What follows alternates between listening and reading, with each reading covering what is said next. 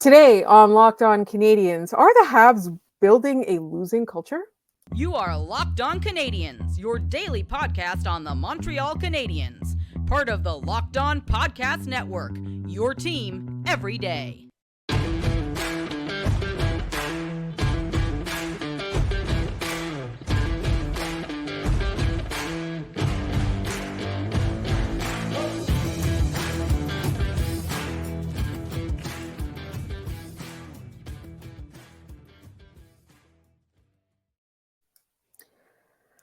Hi there, everyone, and welcome to episode 974. Today's episode is brought to you by Game Time. Download the Game Time app, create an account, and use code LOCKEDONNHL for $20 off your first purchase. My name is Laura Saab, also known as the Active Stick, and I'm joined, as always, by the wonderful Scott Matla. And Scott, it is almost the weekend. It is holiday season. Your birthday is almost here, Scott. How are you doing on this Thursday evening? Here's the thing: I forgot what time of day it was. That's how I'm doing. It gets dark at 4:00 nowadays, so I forget what time it is most of the time. Anyways, for those who don't know, I don't love my birthday because it isn't the most stressful time of the year with the holidays. So, like, Carly's like, "What do you want to do?" And I'm like, "I want to go to bed and eat like an entire stuffed crust pizza in my pajamas." Like that is under a heated blanket. That is my current goal. I don't need a heated blanket. Neither of us do. But other than that, I'm good. The weekend's right around the corner. It's supposed to be halfway decent. We're going to the Finger Lakes this weekend, so I'm excited just to get out. And then it is the home stretch to Christmas. So, or for those of our listeners who celebrate, anyways, those who celebrate Hanukkah, happy 8th night of Hanukkah to all of you. But yeah, it's our Friday episode though, and that means it is the Friday mailbag among other things, is it not? It is the Friday mailbag episode, and just a quick note because Scott mentioned the holidays. We will be dropping episodes obviously every weekday in December, except for on Christmas and on Boxing Day. So we will be back. Our episodes will be back on the 27th. But we're here, and we've got we're still talking about that all-decade team. We're gonna get something together for that. We still have some fun live shows to do. We just need to get past this Christmas rush because it is peak season for both Scott and myself. And the Habs are still playing and they're going on the road, blah, blah, blah. But we have some very meaty mailbag questions today. So we might spend, a full segment on a couple of them. But first, I wanted to go back and touch on Cole Caufield all over again, partly because we have a question. We have a question about Cole Caufield, but I wanted to bring up a comment first before the question. I'm worried about Cole Caufield on the power play. He seems to hang out patiently anticipating a pass. Meanwhile, the opposing defense has a player close to Cole to prevent the pass from going through. If the other team didn't do that, he'd have between 10 and 15 goals right now. The NHL players have made an adjustment and know how to shut down this offensive play. So, Scott, I thought this comment was really interesting, and it's from Bouches on the Loose. And I found it interesting in that I want to know if your thoughts are if it's Cole Caufield that is the problem, or it's the way that the Canadiens strategize their power play that is the problem. Do you think, how much responsibility do you think there is on Cole Caufield to kind of break out of that and do something that's outside of that power play unit? So here's the thing. I'm of two thoughts on this because I witnessed two different Canadiens power plays last night. There was one that was fluid, and I'm watching Nick Suzuki cycle the zone where he was behind the net, and then he's circling back through the point to his usual spot. I'm watching Caufield, I'm watching Matheson interchange, and there are moving parts, and it looks good. Even the one they scored on, there's traffic in front of the net, there's movement, and they're not just hyper focusing on one player. And then I saw at the end of the game where everything is trying to get fed to your best shooter, which, okay, makes sense. Feed your strongest shooter. The Capitals did it for what? Almost 20 years at this point with Alex Ovechkin, that it makes sense. I want to know why they get away from that first grouping where it's mobile and they're creating opportunities and using screens and traffic and misdirection to go, we're just going to try and force this cross seam pass, which crossing the Royal Road, usually a good thing. Not a bad thing at all in that regard. And then it just becomes forced. And we saw it with, Shea Weber for how long, and PK Subban for how long. I want to know why that switch flips. If they're trying to simplify it and play safe, and I think that's where my biggest issue is coming in here is that are you trying to play too safe with the lead here that you aren't allowing your players to take risks? And I don't think it's all on Caufield. His current slump, with whatever you want to call this, where he's shooting still like 10 points below his like career average almost, like he's going to get going because the chances are there. It's just the power play itself needs a full overhaul. And I don't know if that means Martin saying that we needs to surrender some of that power play responsibility at this point, but it's not working. The mobility is key. You watch good power plays that are fluid and the puck is moving and players are constantly shifting. The Canadiens is a static box. That there's a guy by the side of the net, Nick Suzuki in the right face off dot, Caufield in the left, and then just some shifting and moving with Mattson on the point and one guy behind the net. It's not a cohesive pairing. It's out of date. And Caufield's a great shooter, but they lack the other weapons to make it a threat where you're looking at this and going, oh, they might not go to him at this point. The biggest thing they can do is one, either get somebody else going goal scoring wise. And we've talked about Slavkovsky. The minute he stops healing pucks on that approaching, one timer, it's a different story. That or Caufield just has to break out of the slump. And I'd rather they fix the power play as a whole than just bet on one person at this point. Speaking of betting on one person, do you think, and this comes from Jeff the Red on Twitter, do you think the angst over Caulfield would be as much if his 20 points that he has thus far in the season, which isn't too bad of a rate, by the way, were 13 goals and 7 assists as opposed to 7 goals and 13 assists?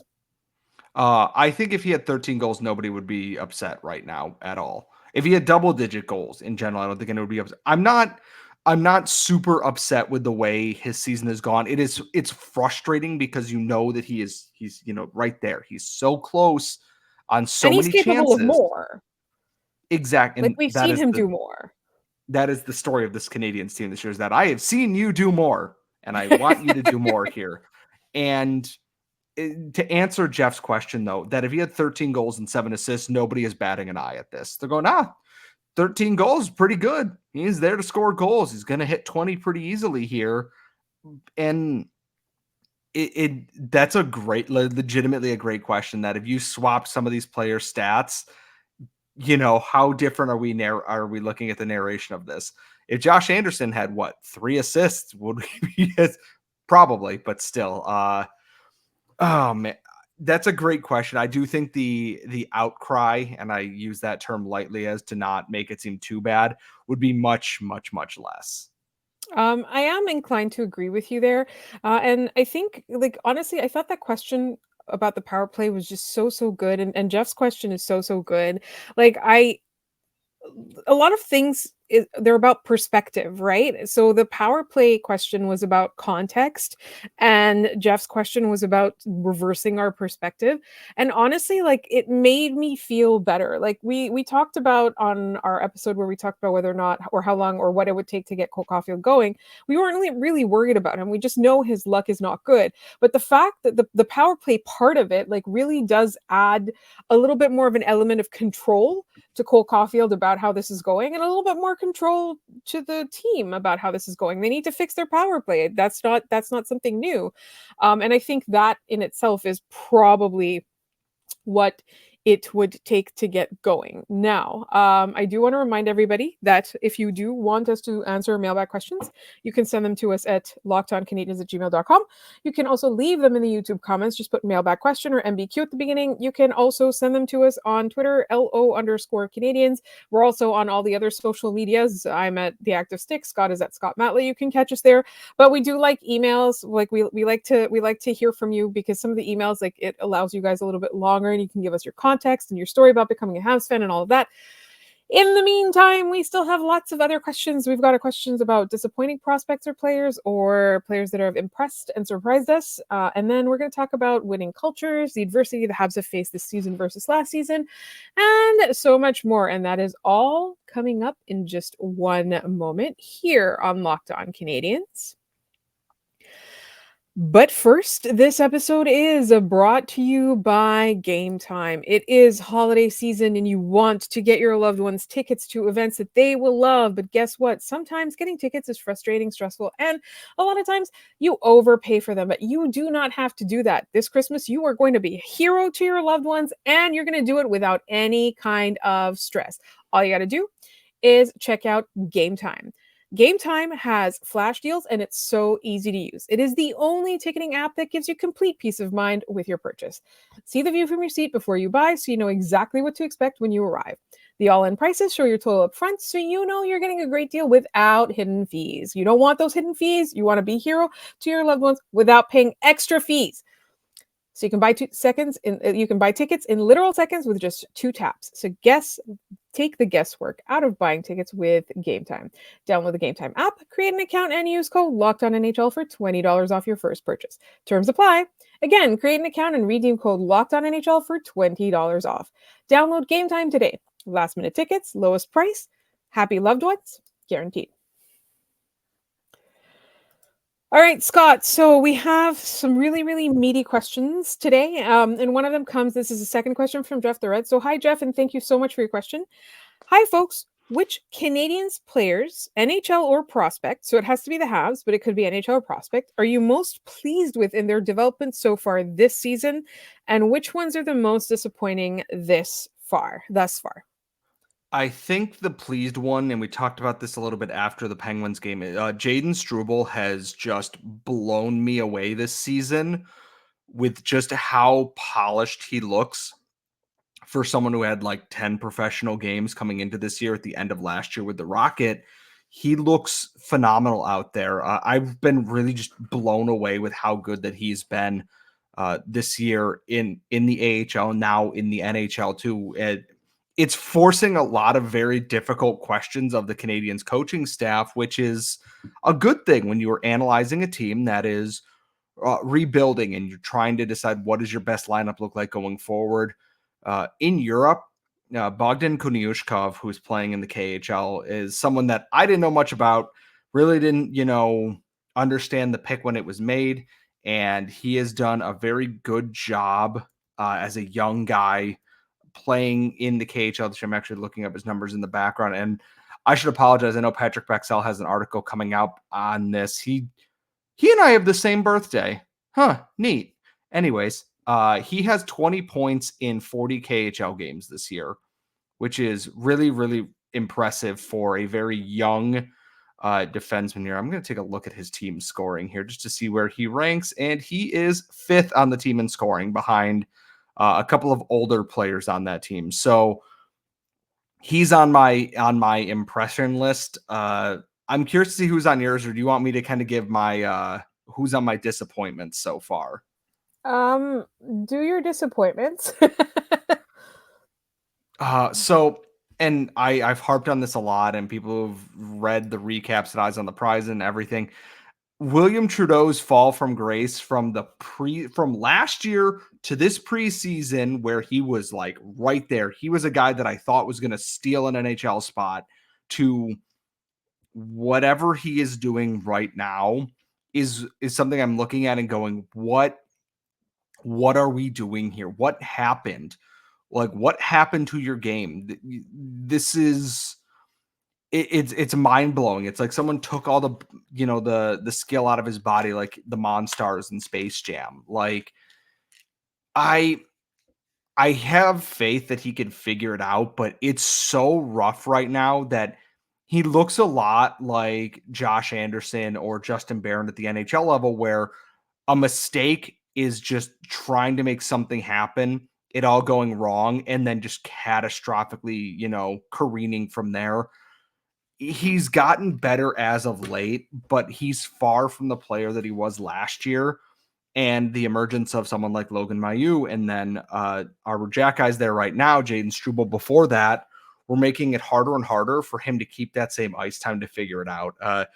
He's very, very high on my disappointment list going into this season. He can definitely pull it out, but right now he's looking a little bit rough around the edges there. That's interesting because he did not really really cross my mind, to be honest. For me, like I'm not necessarily truly disappointed in anyone. I am a bit concerned. I mean, he's not a prospect, but Josh Anderson, I think, um, has had a rougher season than I expected. Like, I don't think that he is what other GMs think he is, and I don't think we ever thought that. But I didn't think it would be this rough this season, if that makes sense. Yeah, it's the hardest part of this entire team this year is that it's like we see good things that aren't getting rewarded and then they just kind of snowball. In the case of Josh Anderson, just dip the man in sage at this point. Like I've never seen, and we've watched Lars Eller and Rene Bork for years. Like I have never seen someone this level of cursed. It's so many different ways. Elliot Friedman put it in 32 Thoughts, and he's like, it looks like Anderson went out there and just did not want to be in the spotlight at all. That's a guy who's fighting it real bad right now. And I really do hope he solves it because I want to like Josh Anderson, but it is so hard to watch him go through whatever this is that is going on with him right now. Absolutely. And so I think who surprised me positively, I think it's unfortunate that Newhook got injured because I was seeing some stuff in him that I thought showed a lot of promise and made me understand why the team traded for him. But unfortunately that was cut short. So I don't know if I have another person because a lot of the ones like I've expected. I think, I think it's I wouldn't say that I expected Slavkovsky to be like I expected us to be having an entirely different conversation about Slavkovsky. Sorry. Um, but I think the ones that are good, I've expected a lot better. All right. So, before we move on to our next segment, I've got a question about adversity this season versus last season.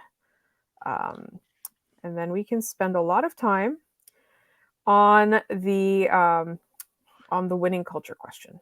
The Were you about to culture. interrupt? Yes. The Oh, I'm culture of not this team. interrupting anything. I'm just talking. All right. So, real quick, this comes from our good friend Jay, our cool friend who has a band that tours. Hey, Laura. Hey, Scott. I wanted to talk today about the adversity of the Habs team this season compared specifically to last season. Once again, the Habs keep getting hit with long term injuries to players. Losing Doc for the whole year very early in the season messed with the chemistry. Slavkovsky was developing on the ice. Newhook was just starting to heat up and develop chemistry on his line, and then boom, injured. Tanner Pearson, while he wasn't lighting up the score sheet, was a key member of that third line in that he was incredibly hard to play against and was able to generate scoring chances while shutting opposing lines down. This year, like last year, we've seen the Habs stumble for a few games after losing a player to injury. However, this year, I've noticed that they're developing chemistry after line shuffles much faster. Slavkovsky is looking like the best player on the ice when he's with Suzuki and Caufield. In my opinion, Dvorak and Gallagher look like the players they were in the past and are working really well together. I guess my point is, I like seeing that their adjustments seem to be happening quicker this season compared to last. Sure, they look bad for a couple of games, but then you're seeing the work and practice pay off and the team becoming harder to play against. I'm curious to hear if you or any other listeners have noticed this and what you think. P.S. I was on tour with my band recently, wore my Galley jersey on stage in Montreal when we played at Bar Laritz, and people were very stoked. Okay, I just want to say real quick, Scott, I'm going to give you the floor for this question real quick, but I think a lot of our other listeners have not noticed this because they're calling for Martin St. Louis head. I so here's the thing. This year is a different kind of adversity where it is this feels more like growing pains versus last year where it is just, hey, are you playing well? Congratulations, your knee exploded. Or hey, shoulder surgery. Or hey, shoulder surgery. Or hey, shoulder surgery. Like it's last year was just frustration that the team could not stay healthy and nothing could go right for them. They'd have little bits of hope, namely, Samuel Montembeault playing well, some Arbor Jackeye goodness in there, Nick Suzuki being Nick Suzuki, or Raphael Harvey Pinard. And then this year, the injuries are bad, not as bad as last year, but still to the point that it is hampering the team and that they've kind of gotten things figured out. And yet nothing can bounce their way right now. I'd be curious to see what the Habs PDO is right now, just based on their shooting percentage, because the goaltending's been seemingly about average right now. NHL PDO 2020. I'm going to Google this right now. Let's take a look here. This was last updated on December 12th. The Montreal Canadiens are sitting at 101, which is just barely. Yes. No, I'm agreeing. Oh, with I you. was gonna say, I'm like, did somebody get traded in the middle of this No, right no, now? no, no. I'm agreeing with you, but it doesn't like the screen is too like I pointed because like you hit the nail. So like the biggest thing is that like they're playing about average with bad shooting luck right now for some of their best players. Anderson and Caufield are in like the top 10 for being under their goals of or expected goals percentage or goals above average, whatever it might be for shooters. That the regression to the mean should get them back up a little bit, and some of these games end in regulation versus that. The struggle is figuring out what do they need there. This is the growing pains here, but if you're seeing Slavkovsky take those steps, you're seeing Jaden Struble take those steps, you hopefully see more from Justin Barron, Arbor Jackeye. You've discovered Samuel Montembeault is your goaltender for the near future right now. Those are positive steps, but losing Doc hurts. Losing Newhook for a while hurts here. That those are guys that you're trying to build around in this team too. Now you're kind of you're basically speed running to stop at this point, and it's a frustration more than adversity, I think, because we've seen a healthy Canadiens lineup for what, 2 games this season, and that's it. Like, it's hard to fully judge what this team looks like when it is fully healthy, because they've had 2 fully healthy games, if that, this year. All right, so we're going to build on that, and this conversation is going to continue in our next segment because we have a question about whether or not the Habs are able to win. Are currently building a winning or a losing culture, and that is coming up in just one moment here on Locked On Canadiens. But first, this episode is brought to you by FanDuel. As the weather gets colder, the NFL offers stay hot on FanDuel. Right now, new customers get $150 in bonus bets with any winning $5 moneyline bet. That's $150 if your team wins. Honestly, right now, like, what else are you doing? It's the season to stay in and check out FanDuel. If you've been thinking about joining FanDuel, there's really no better time to get in on the action, get your hot cup of hot chocolate, and start, because the app is so easy to use. There's a wide range of betting options, including spreads, player props, over-unders, and more. Honestly, my favorite ones are the player props. That's as much as like my limit is in terms of what I know, but the app is so easy to use that it's time for me to learn more. So visit fanduel.com/lockedon and kick off the NFL season. FanDuel is the official partner of the NFL. All right. It is time to talk about another mailbag question. So I basically allocated an entire segment to this question because I feel like there's a lot to discuss. And this comes from our very good friend, Claude S. All right. And I pulled up another one of his emails accidentally. And it was, one of them was like, all right, hi guys, please pull me off the proverbial ledge. Management consistently refers to building a culture. Should I be concerned that that culture seems to be dangerously close to a losing one? When it was just the Canadiens, I understood we had to deal with growing pains, but the Rocket are languishing as well. How soon do you think losing will no longer be acceptable and winning, not building, will become management's primary goal? So I think there's a couple of things at play here, because first we have to define what a winning culture is. It doesn't just mean winning, right? It's not just about like wins on the score sheet. It's about like how an organization manages its roster, its salary cap, its development, its attitude, and what kind of players they choose, like what kind of character they're looking for. And I hate the word character. Character is a dirty word in this market, but I don't mean in terms of like, oh my God, he's a guy. Like, I mean like, you know, is the person like, does the person have some measure of intelligence on the ice? Are they showing these players how to make the best decisions in in-game situations? Are they providing the Canadian, like each player with homework to do or things to work on, and the player takes it to heart and really, like I hear so many stories of like every year some of the top players like will hire this specialist or that specialist because they noticed that one weakness in their game, so they'll work on it in the summer. Like that's the kind of character I'm talking about. So Scott, what to you is a winning culture? I hate to say this because, rivals and everything. Tampa Bay's put together a very strong case for being what a winning culture should look like.